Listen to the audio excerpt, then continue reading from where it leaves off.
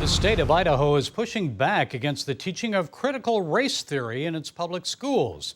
Governor Brad Little has followed the lead of governors in Utah and Arkansas by signing legislation enacting a ban on CRT teaching also at public universities in his state. The U.S. Department of Education under President Biden is proposing that public schools in the entire U.S. should be forced to teach critical race theory. At the heart of critical race theory is the idea that America was founded by white supremacists, and the country's history of racism and inequality still has an impact on modern-day society right here in the USA. Well, joining us to share his thoughts and set us straight is Autry Pruitt. Mr. Pruitt is the CEO of the New Journey Political Action Committee. Autry, always good to talk to you. Thanks for being here. So what's the history of the CRT, the origins, and why is critical race theory being pushed now?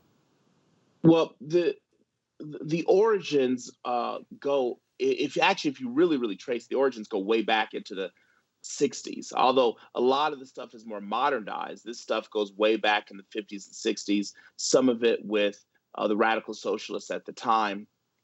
But the notion is very simple. The notion is that everything has to be viewed through the prism, of pigmentation.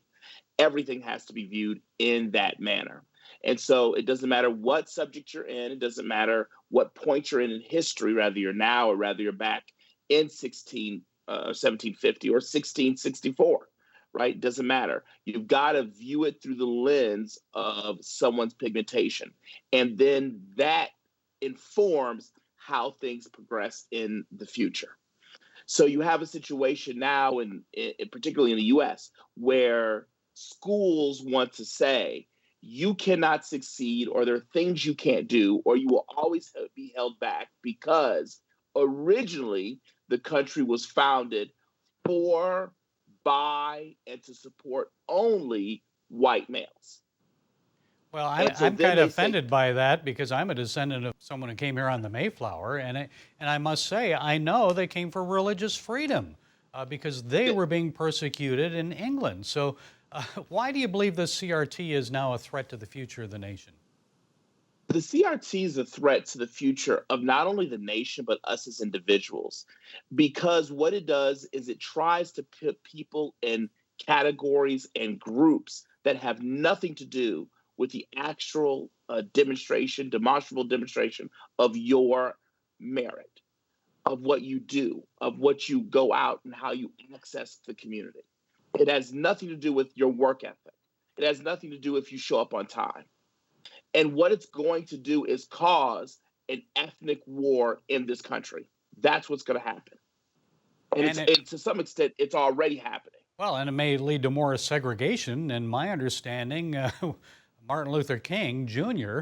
Fought for integration, not segregation. Here we are right back again where we were prior to the civil rights struggle. So a number of states have either passed legislation or are considering it. So what's the likelihood the federal government will drop its push if more states start banning it? I think the federal government's going to keep its push going because the Supreme Court had ruled long ago that if you take the federal tax dollars, then the federal government can put stipulations, can put controls and rules that come with those dollars. So I think the left side of the aisle, the Democrats, are going to keep pushing forward within the federal government to keep CRT on the agenda, or you're going to be forced to turn down those federal monies. Autry, then I guess it just means people are going to have to go to their school boards and get more involved. Is that correct?